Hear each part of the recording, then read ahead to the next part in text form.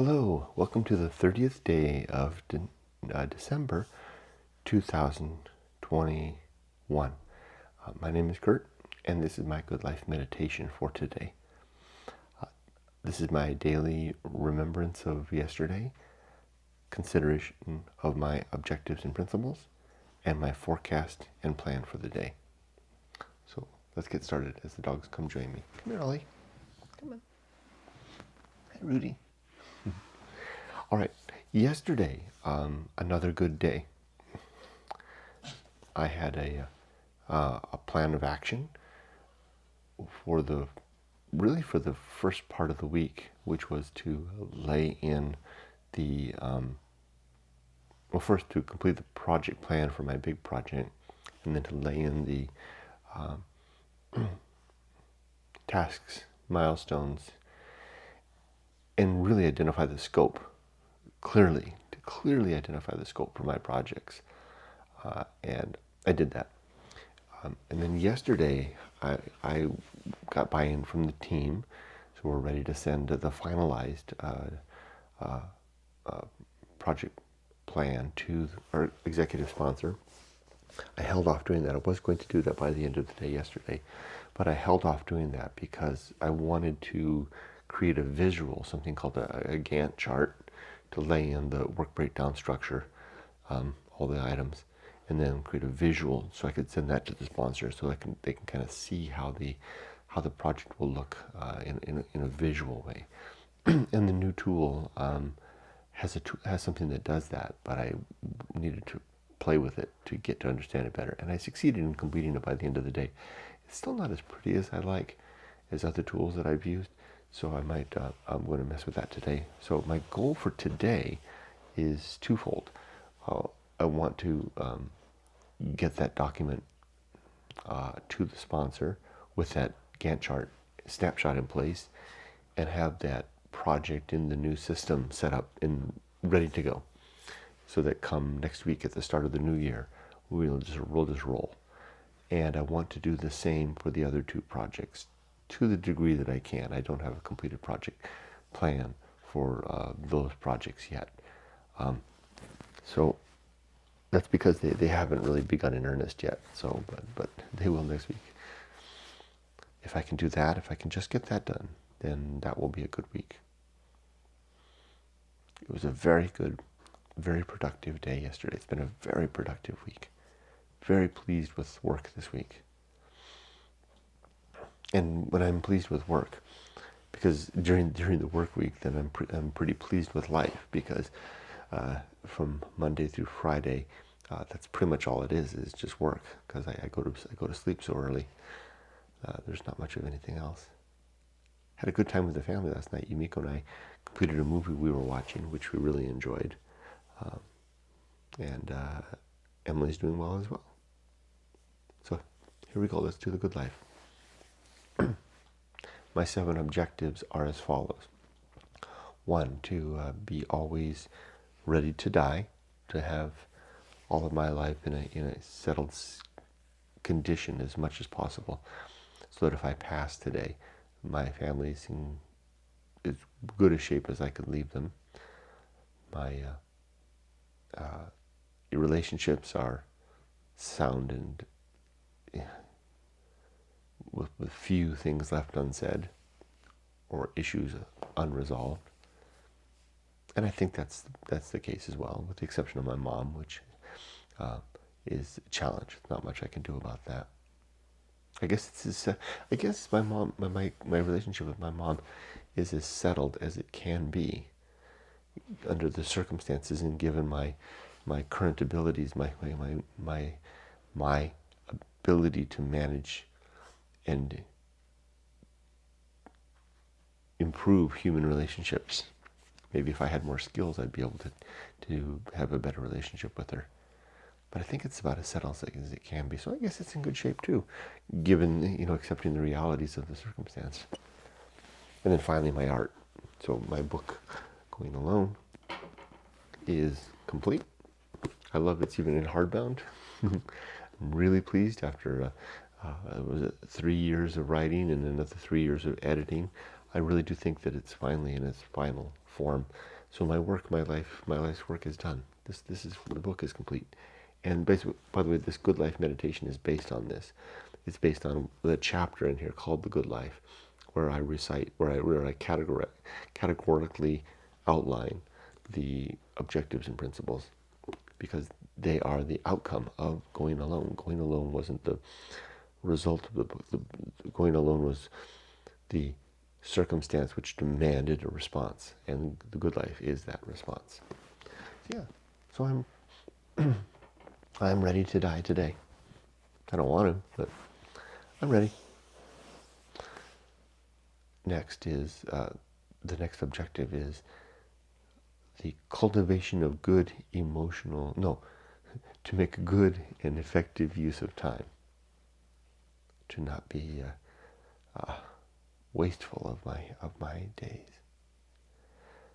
Number 3 is the development and maintenance of good and sound life principles, these 7 and 30 that I'm talking about now. Next is the cultivation of good emotional reactions. Yeah, I'm really feeling confident and comfortable with this one. It's been quite a while since I've been successfully ambushed by myself. More on that in just a second. Next is the performance of good actions, followed by the recognition of true limits and true opportunity, and then the reminder to just do one thing at a time and to do that thing slowly. Those are my 7 objectives, the things that I'm striving for in my life and on a daily basis. Now, the 30 principles to come, these are the guidelines by which I strive towards those objectives, and they are as follows. The first is the principle of war, to be never relenting of my fight against myself, against the things that I believe are true, and the things that anyone else claims are true, at least anything that's of any significance. I don't really care if someone claims that they're descendants of the Habsburg dynasty. I just don't give a damn. So I'm not going to challenge that claim. But if they tell me that there's a overarching guide, master of the universe that created us and has a plan for us and will punish us if we fail, or set up a scheme by which we fall into the trap ourselves if we fail to accept and follow, especially on poor evidence. Then that I'm going to ask some questions about that, especially if that person is voting and attempting to influence my life. Yeah, that will require some discussion. The next principle, number 2, is the principle of reason, which is the tool that I use for that inquiry. And it has 3 sub-principles: honesty, objectivity, and doubt. The next principle is the homunculus, the idea that we don't have a soul, but we do have a consciousness, which is clearly evident by the fact that we're aware. We are aware. And that consciousness is stuck in our head. I call it the homunculus, the little man or woman that's seemingly stuck in our head right behind our eyeballs, kind of right up here, like peering through the eyes, listening through the ears, running the levers, dying with us. The homunculus will die as surely as our big toe. Any claims to otherwise, again, have to show their work. The next principle is the Anchorhold. It's like a little rock sticking out of a great sea, and there's rocks all over in the sea, and each of us is standing on or sitting or lying or whatever we want to do upon that rock, and there's a dark, dangerous, cold sea below. That sea is death. and the waves churn, the wind comes, the tide rises, and the water gets close to us, and then the tide falls, and we feel safer. And when it rains, the rock gets slippery and dangerous. That's the Anchorhold. It's the precarious perch upon which we live our lives. It's a challenge to ride the changing weather and the rising and falling tides in peaceful balance. We get scared and we rail at the heavens, or we scream at the others across the way on the rocks who we can't go to them and they can't come to us. We're all truly, utterly alone, ultimately, even if we have one another. That's how the Homunculus and the Anchorhold work together. The next principle is the home of good and evil. Picture a ability to write in chalk on the inside of your skull, a little homunculus in your head writing things down, and what he or she are writing, or what's important, their objectives and principles. And it's important that these are written in chalk for two reasons. One, so that when we make a mistake or we recognize a better way, we can wipe off the chalk with our hand and rewrite it in. And also the weathering effects of life, namely the wind blows its chalk away. Like it's been over a year since I've been to Siberia, and I've got all my objectives and principles, or most of them, written up on the rafters under the bridge. And I'm sure they're quite faded now from all those desert winds and all the elements beating against my propositions of truth. The next is the principle of purpose, and I have three sub-principles. These are biology, the purpose of becoming a husband and a father, and raising a family. That's the only one that really seems to be mandated by life. There's something in us that drives us to that, and we are rewarded for that. The next two purposes are virtue, to live a virtuous life, and I simply made that one up. I mean, I didn't make up the idea of virtue, but I just made that up in deciding that's my purpose. Where virtue isn't just anything, but virtue is the objective improvement of well-being for thinking creatures in particular.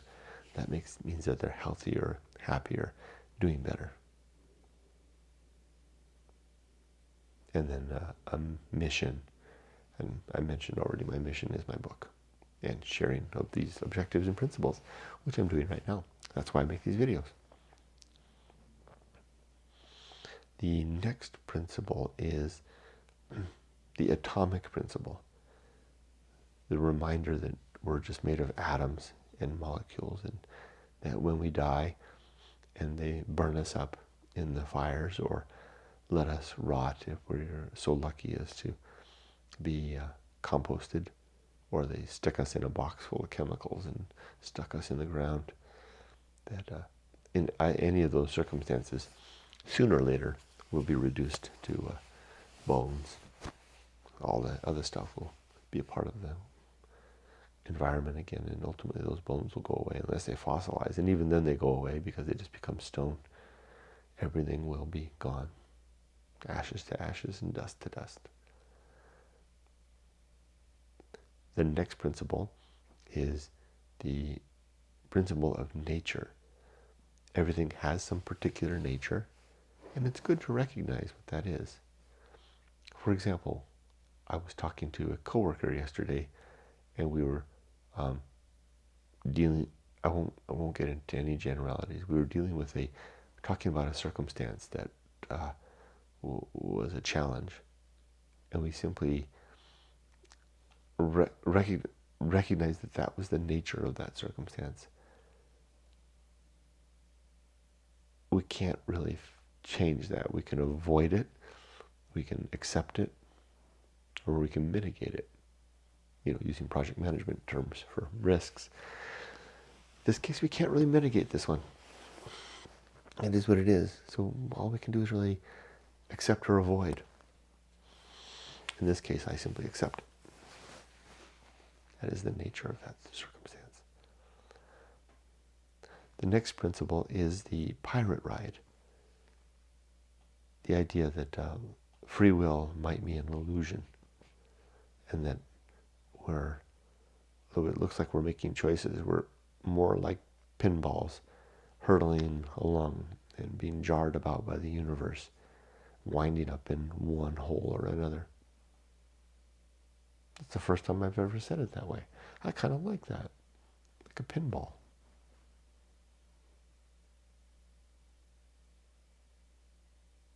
The only difference is that pinballs they're not alive, they're not making any damn choices, but that's the gap that I need to cross. I can maybe never find an analogy that will really capture that.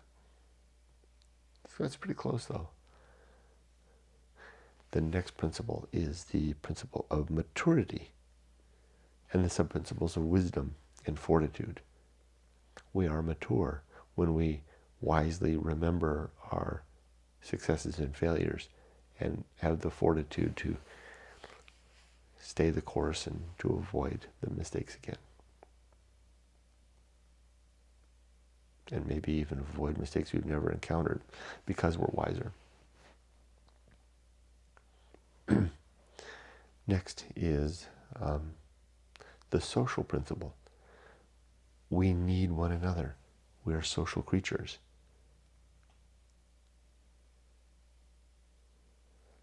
So I strive for that family, and to a lesser degree friends. Just because I have so little social capital, I have to utilize it on my primary social objectives and commitments with my family. So there's not a lot of left over for anybody else. It's my reality. After the social principle comes the principle of public speaking, a guidance to myself to use few words, carefully chosen words, and very deliberate words. I notice I'm doing that a lot now at work. I'm getting much better, I think, at inserting silence to give others a chance to think and to speak, and to train myself to be very careful about what I do say. And of course, not to gossip. I did indulge just a little bit yesterday. And it's funny because I saw it right there. I saw, Kurt, here it comes. Here's a really juicy opportunity for gossip. And I said, I'm not going to do it. And I did it anyway for just a second. Like 3 seconds of speaking. And then I was like so frustrated with myself that I let myself do that I caught myself and didn't do it again. But I was really surprised at how I did that. It's like bowl full of cookies, and you're not going to take one, and snatch one up and nonetheless take a nibble. Damn it.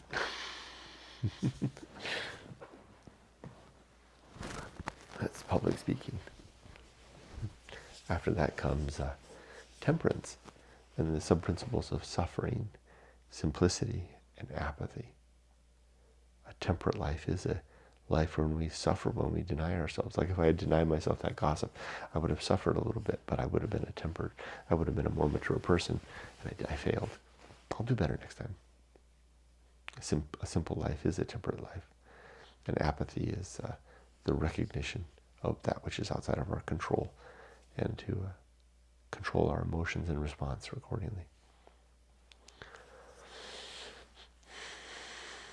The next one is the horror show. Life is a parade of utterly terrifying horrors going on every day for us and for others and for the animal kingdom. I mean, just unspeakable horror. I don't dwell on this, and I'm a naturally optimistic man. I'm a half full kind of guy. I don't hide away in my room from the horror, but I do recognize that it's out there. I do my best to mitigate it. And there's no need for me to itemize or share any horror here, just to acknowledge that it's a fact. There's just tremendous suffering.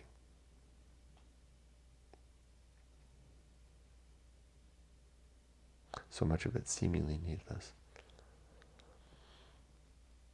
The next principle is that which must be borne. Some things we can't resolve or get over, and we simply have to, as adults, carry them through our days. That's what we have to bear. The sub-principle there is the hand on the rudder, keeping our course, sailing through the storm, towards maybe the break in the clouds. Next comes a distraction. The Feast of Offal. When we don't keep our control and our balance, and we let it out and share our upset with the world, that's the feast. I try to avoid that. Next comes distraction. We distract ourselves all through the day with so many things so that we don't have to see reality. And namely, the great indifference, the dark emptiness behind everything. The apparent universe without any divining or guiding force, no God. We're on our own, apparently. That's the thing we don't want to see. Those are two principles there. Distraction and the great indifference.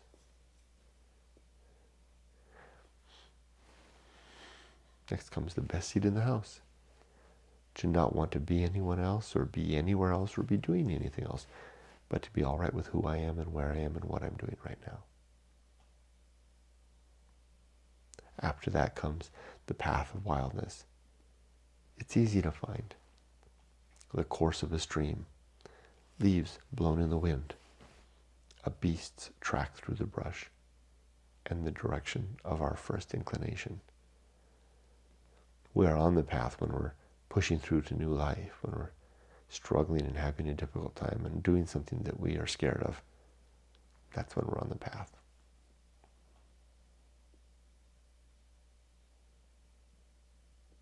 The path may be a necessary place when we want something different or something new or just an adventure. Next comes the risk of avoiding risk. There are the easy risks of life, easy in quotation marks. easy. School and connection and family. I know that these come hard for a lot of people. Like home, I failed at that, and I failed at some of my family connections as well with my mom, like I said. But compared to the deep risk, which is finding ourselves and living a satisfying life, fulfilling some mission in life, making ourselves feel like we did something that was worthwhile. That's if we're the type of person that wants to do that. Some people don't seem to be necessarily interested in that. They're fine with safe and sane.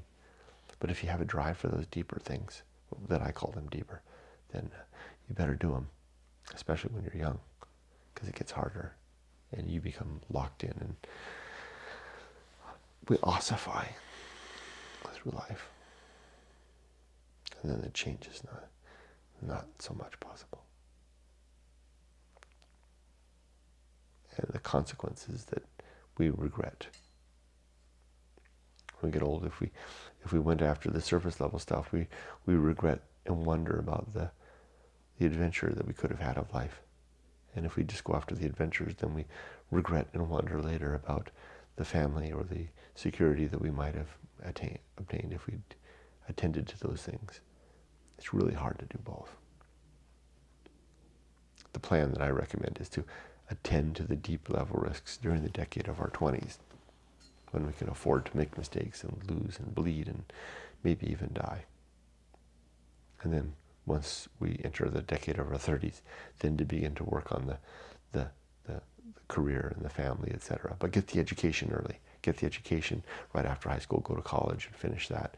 Then whatever time is left in the 20s is your own. That's my plan. That's my recommendation. After that comes sin and damnation. There are 7 sins in my worldview, and the consequence of these sins is we live a damned life in the here and now. And these sins are credulity, an overeagerness to believe; hope, which is a clutching of pearls without action; faith, which is believing something because we are going to hold that our belief alone is evidence; dogma, which is believing something because there's some big giant book that states it so, or even a tradition that aligns a lot with that. Or then authority is another sin, believing something because somebody who's very convincing has convinced us that it's true. And then finally, gossip, which I already talked about. Sin and damnation. Complete oblivion is the next principle. The proposition that when we die, we are gone completely. Nothing will remain. We have no soul. We will not live on forever. We will not see our loved ones after we're dead. We won't have a chance to make up with anybody that we left, other that died on harsh terms.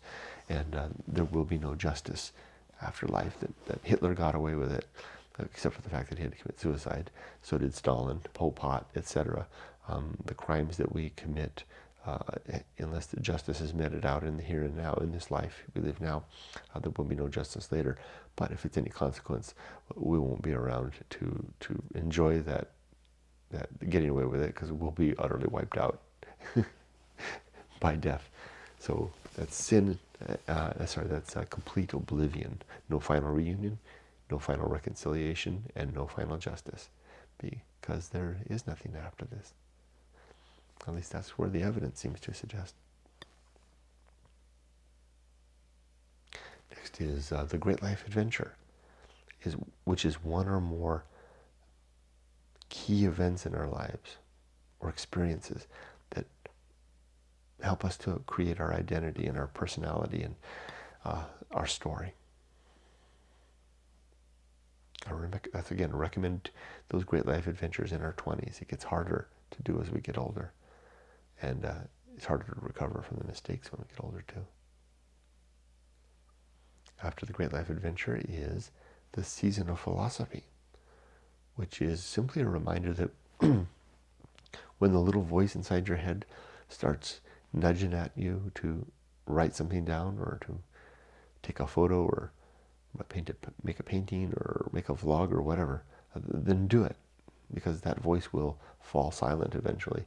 The muse will pass, and if it comes back, it'll be different. So strike while the iron is hot, as they say. Next is the bullseye aim, the idea that we strive after the mark and we usually miss it. Then followed by arena and utility. Life is this big place where we perform this seemingly contrived drama of our living, and we use whatever principles we've developed as our instruments and our guide, tools along the way, weapons even, as we battle our way through life.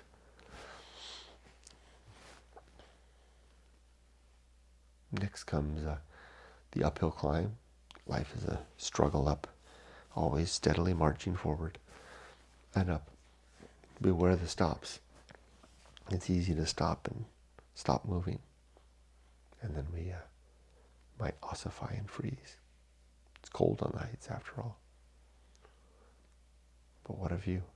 The higher we go, the more expansive the view, the vista.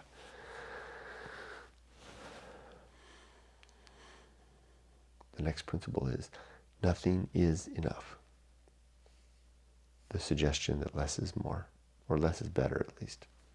Less is enough. Maybe not more, certainly not more, maybe not better, but it's good if we can get by with less. A very Spartan, simple life. And then lastly, the principle of fun, which is just a reminder to enjoy the day, to enjoy life, to not let it be just this constant striving towards a virtue, although that is a worthwhile and a highly recommended pursuit. But we should also have fun along the way as well. But not so much that we don't try to be good human beings. Or make the world a better place. And that's it. Those are my objectives and principles. Now, a forecast for the day. As soon as this is done, I'll take the boys out for a walk, have a nice breakfast. Then I'll get started to work at 7:30. My objective for work today is to understand how the task structure in the software I'm using can create a nice Gantt chart, and also understand the reporting functionality. I want to do that too. Gantt chart and reports. And then set that up for the main project, and as much as I can set that up for the other two projects. And then if I can do that, that will be a good day. And then I'll be ready to really start to work next week, at the first of the year. And then I will close the week really strong. Close the month really strong. Today is 1 month since I started work. I think I've come a long way in 1 month.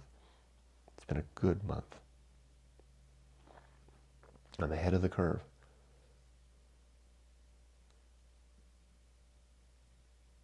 I might be ambushed by distraction. It's so easy to, since I work at home in here, it'd be so easy to goof off. Although that one just doesn't get me anymore. It never really did. I'm just not a goof off kind of guy. I'm not going to be ambushed by gossip today because I don't have any such meetings today. It'll be a good day. And it'll be a good weekend. Okay, and with that, I'm going to go ahead and stop. Thanks for joining me today.